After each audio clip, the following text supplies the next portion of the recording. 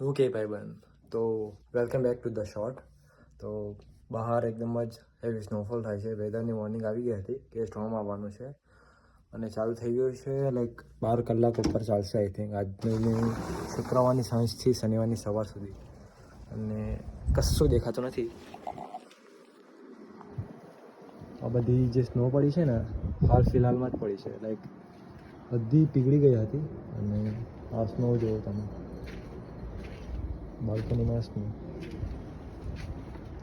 કોઈ દેખાતું નથી બહાર. અને એક ભાઈ છે જે પણ બહાર હોય તો યાર શાંતિથી ઘરે જજો, સેફલી, બી સેફ. વેધર હજુ આના કરતાં વધારે ખરાબ થવાનું છે. આ બધી સ્નો અત્યારે પડી, દેખાતું પણ કશું નથી. સો બી સેફ એન્ડ સ્ટે સેફ.